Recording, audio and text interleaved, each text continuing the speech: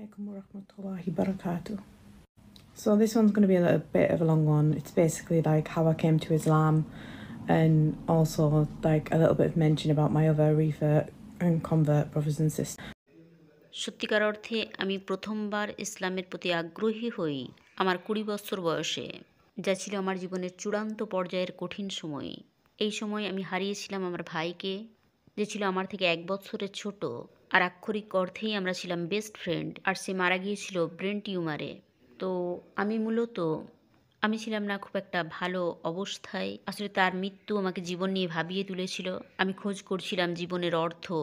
আমি বহু প্রশ্নের উত্তর খুঁজে বেড়াচ্ছিলাম। আমি জানতাম যে মৃত্যুর পরে কিছু না কিছু আছে। সে জাস্ট মারা গেল আর সব কিছু শেষ হয়ে গেল, এমনটা নয়। আর আমি আমার মনে মনে সবসময় জানতাম যে গড হলেন বাস্তব। কিন্তু আমার ক্ষেত্রে কখনোই কোনো মানুষের কাছে প্রে করাটা অর্থপূর্ণ বলে মনে হতো না। যেমনটা খ্রিশ্চান বিশ্বাসে আছে, আপনার প্রয়োজন একটা মিডল ম্যানের গড পর্যন্ত পৌঁছানোর জন্য। খ্রিশ্চান ধর্ম অধ্যয়নের পর আমি এটাই এক্সপোজ করেছিলাম। আমি নিজে নিজেই ক্রিশ্চিয়ানিটির খোঁজ করেছিলাম। আমার পরিবারের কোনো সদস্যই মোটেও ধার্মিক ছিল না। এখন আমি নিশ্চিত রূপেই বলতে পারি, গডের অস্তিত্ব আছে এই ভাবনা মনে নিয়ে আমি এক কঠিন সময়ের মধ্য দিয়ে যাচ্ছিলাম। আর তখন আমি ইমোশনালি আর মেন্টালি এতটাই ডিস্টার্ব ছিলাম, নতুন কিছু গ্রহণ করা তখন আমার পক্ষে সম্ভব ছিল না। কিন্তু আমার মনে আছে আমি জাস্ট খোঁজ করছিলাম। তারপর একটা পর্যায়ে এসে আমি যখন ইসলাম অধ্যয়ন শুরু করলাম, আমার মনে হলো এটাই সত্য, এটাই তাই আমি যা বিশ্বাস করি। আমি সবসময় বিশ্বাস করে এসেছি একজন মাত্র গডে। আর আমি সবসময় বিশ্বাস করতাম ওই সমস্ত মানুষেরা যারা গডের বার্তা বহন করে নিয়ে আসে, তারা গড নন, তারা প্রফেট। তখন আমার মাথায় প্রফেট শব্দটা আসতো না, তবে আমি তাদের বার্তাবাহক বলেই মনে করতাম। আর বিশ্বাস করতাম যে তারা গডের কথা আমাদের কাছ পর্যন্ত পৌঁছে দেন। তো আমি সিদ্ধান্ত নিলাম স্টাডি করার। তখন আমি স্টাডি করছিলাম নিজের থেকেই, কিন্তু আরবি আমার জানা ছিল না। এটা আমাকে সবসময় কনফিউজ করতো। আমি ২০০৮ সালের কথা বলছি, তখন আমার বয়স ছিল ২০। অবশ্যই এটা বেশ আগের কথা। এখন আমি আরবি ভাষাটা বোঝার চেষ্টা করি এবং কিছুটা হলেও তা বুঝতে পারি। তখন গুগলও খুব একটা সাহায্য করতে পারতো না। তো আমি কি করলাম, আমি যোগাযোগ করলাম আমার এক বন্ধুর সঙ্গে, যাকে আমি জানতাম, আর সে ছিল মুসলিম। আর আমি তাকে জিজ্ঞাসা করলাম যে এমন কারো সন্ধান তুমি কি দিতে পারো যার কাছ থেকে আমি ইসলাম সম্পর্কে আরও বেশি জানতে পারি। আসলে আমি ইসলাম সম্পর্কে আরও বেশি জানতে চাই, আর আমার আরও প্রয়োজন ছিল সাহায্যের। আমি চেষ্টা করছিলাম আরবি শেখার এই পর্যায়ে, যেটা অবশ্য ঘটেনি। তো অবশেষে আমাকে সাক্ষাৎ করিয়ে দেওয়া হলো এক মুসলিম কাপলের সাথে। সুবহান আল্লাহ, সেদিন আমি সাক্ষাৎ পেয়েছিলাম one of the most perfect কাপলসের। যেভাবে তারা আমাকে অভিবাদন জানিয়েছিল, তাদের আচরণ ছিল অত্যন্ত সুন্দর। আর যেভাবে তারা আমাকে ইসলাম শেখানোর চেষ্টা করছিল, আমি জাস্ট এর আগে এরকম কারোর সাক্ষাৎ পাইনি। তারা সত্যিই ছিল দারুণ মানুষ। কিন্তু দুর্ভাগ্যবশত তারা বাস করত আমার থেকে অনেকটা দূরে। আর আমি সবেমাত্র ইউনিভার্সিটিতে ঢুকেছিলাম, আর আমার কাছে ততটা টাকা পয়সা ছিল না তাদের কাছে দৈনন্দিন যাতায়াত করার মতো। তো আমার মনে হয় আমি তাদের সঙ্গে দেখা করতে পেরেছিলাম ১ থেকে ২ বার। এতটুকুই অ্যাফোর্ড করার ক্ষমতা আমার ছিল। যদিও এই সময় আমি সিভিয়ার ডিপ্রেশনের মধ্য দিয়ে যাচ্ছিলাম, তা সত্ত্বেও আমি সিদ্ধান্ত নিয়েছিলাম যে আমি একটা আরবিক কোর্স করব। আমি শেখার চেষ্টা করছিলাম আরবি ভাষা পড়া এবং আরবি ভাষাতে কথা বলা। আর ইনশাল্লাহ আমি এখনও আশা রাখি যে আমি একদিন তা পারবো। তো আমি এটা নিয়ে সত্যিই সংগ্রাম করছিলাম। আমার কাছাকাছি চেনাশোনা কোনো মুসলিম ছিল না। আমি ছিলাম পুরোপুরি একা। আমার পরিবার আমাকে পরিত্যাগ করেছিল, কারণ আমি ইসলামকে সত্য বলে মনে করছিলাম। আর তারা রিজেক্ট করেছিল এই পুরো ধারণাটাকে। আমার সব বন্ধুরাই রিজেক্ট করেছিল এই আইডিয়াটাকে। আর আমাকে সকলেই পরিত্যাগ করেছিল। আর আমি পুরোপুরি হয়ে গেছিলাম একাকী। আমার জীবনের একটা পর্যায়ে এসে আমার সত্যি মনে হচ্ছিল যে আমার কোনো না কোনো মানুষকে প্রয়োজন। তো আমি ভাবলাম যে আমি মসজিদে যাব। আমি চেষ্টা করব সেখানে নামাজ পড়ার, আর সম্ভবত কেউ যদি সেখানে আমাকে সাহায্য করতে এগিয়ে আসে, সামথিং লাইক দ্যাট।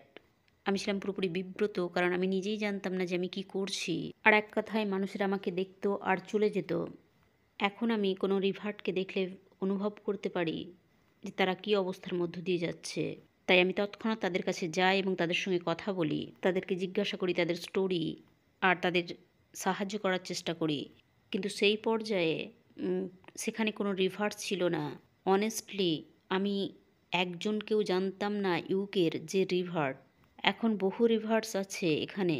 আগের থেকে এখন মানুষ অনেকটা সহনশীল হয়েছে।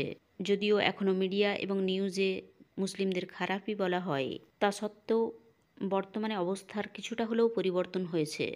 তো তারপর আমি যেটা করেছিলাম, ঠিক আছে আমি চেষ্টা করব হেড স্কার্ফ পরার। আর তারপরে রমজান মাসও এলো আর আমি চেষ্টা করছিলাম রোজা রাখার। তো আমি হিজাব পরে রাস্তায় বের হয়েছিলাম, একজন মানুষ আমাকে ধাক্কা দিয়ে চলে গিয়েছিল, যেটা ছিল খুবই অদ্ভুত। এছাড়াও আরও একজন মানুষ এক কথায় আমার মুখের সামনে চিৎকার চেঁচামেচি করছিল। এছাড়াও আমি যখন রাস্তা দিয়ে হাঁটছিলাম, কিছু মদ্যপ মানুষ, আমি তাদের চিনতাম না, কিন্তু তারা এক কথায় আমাকে অ্যাবিউজ করার চেষ্টা করছিল একজন মুসলিম দেখে। এটা ছিল খুবই এক্সজস্টিং এক্সপিরিয়েন্স। আমি অবশেষে কাঁদতে কাঁদতে বাড়ি গিয়েছিলাম। তো এখন আমি যথেষ্ট স্ট্রং হয়ে গিয়েছি। আমি বলতে পারি সেই সময় আমি বহুবার রাস্তায় হেনস্থার শিকার হয়েছি একজন মুসলিম হিসাবে। সে সময় আমার নিজেকে খুবই একাকী মনে হতো। আর রাস্তার মানুষদের সত্যিই আমি ভয় পেতাম, কারণ তারা অনেকবারই আমার সঙ্গে ভয়ানক আচরণ করেছে। তো এটা ছিল খুবই কঠিন সময় আমার জীবনের। আপনারা আমার কথা বুঝতে পারবেন, কারণ এখনও সেই একই অবস্থা। বেশিরভাগ নও-মুসলিমকেই হারাতে হয় তার পরিবারকে, তার বন্ধুদের, শুধুমাত্র মুসলিম হয়ে যাওয়ার জন্য। তাই মুসলিম হিসাবে আমাদের প্রয়োজন পদক্ষেপ নেওয়া, রিভারদের সাহায্য করার জন্য। জাস্ট তাদের খোঁজ খবর নেওয়া, তাদের পাশে থাকা, তাদের সঙ্গে বন্ধুসুলভ আচরণ করা। কারণ নও-মুসলিমরা সত্যিই একাকিত্ব অনুভব করে তাদের ইসলামের জার্নিতে। যাই হোক, কয়েক বৎসর পর আমি আমার হাজব্যান্ডের সাক্ষাৎ পাই। তখন অবশ্য তিনি জানতেন না আমি মুসলিম, কারণ আমি তখন হেড স্কার্ফ পরতাম না। আর আমিও জানতাম না যে তিনি মুসলিম। তার সঙ্গে জাস্ট আমার আলাপ হয়েছিল আর তিনি আমার সঙ্গে কথা বলতেন। তো তার সঙ্গে সাক্ষাতের প্রায় 6 মাস পর থেকে ইসলামের ব্যাপারে আমি আরও বেশি অধ্যয়ন করতে শুরু করলাম। আর টু টেক ইট সিরিয়াসলি, এই সময় আমি শিখেছিলাম প্রপারলি নামাজ পড়া। আমি ছিলাম খুবই খুশি, কারণ ফাইনালি আমি নামাজ পড়তে পারছিলাম। এর জন্য আমাকে অনেক মেহনত করতে হয়েছিল, কিন্তু এটা ছিল খুবই সন্তোষজনক নামাজ পড়তে পারা। এরও বহুদিন পর আমরা বিয়ে করলাম, সম্ভবত এটা ছিল 2017। আলহামদুলিল্লাহ, তারপর থেকে সমস্ত কিছুই ভালো কাটছে, কিন্তু আমি এখনও পড়াশোনা চালিয়ে যাচ্ছি। আমি আমার এই জার্নিতে একাই সব কিছু শিখেছিলাম, ইসলামের সমস্ত বেসিক জিনিস, নামাজ পড়া, অজু করা। আর এটা ছিল খুবই কঠিন। যদিও অনেক মানুষই বলে থাকেন যে আমরা একেবারে নবজাত শিশুর মতো হয়ে গিয়েছি, আমাদের সমস্ত পাপ মোচন করে দেওয়া হয়েছে, কিন্তু তারা জানে না এর পিছনে আমাদের কতটা শ্রম থাকে। আমাদেরকে প্রায় সমস্ত কিছু শিখতে হয় একেবারে শুরুর থেকে। তাই আমি আপনাদেরকে রিকোয়েস্ট করব যে রিভার্সদের প্রতি আপনারা উদারতা দেখাবেন। আর জানবেন যে আমরা এখনও পারফেক্ট হতে পারিনি, কেউই পারফেক্ট নয়, কিন্তু আলহামদুলিল্লাহ আমরা সঠিক পথটা খুঁজে পেয়েছি আপনাদের সাহায্যের মাধ্যমে। If you've got this far, may Allah subhanahu wa ta'ala bless you and thank you.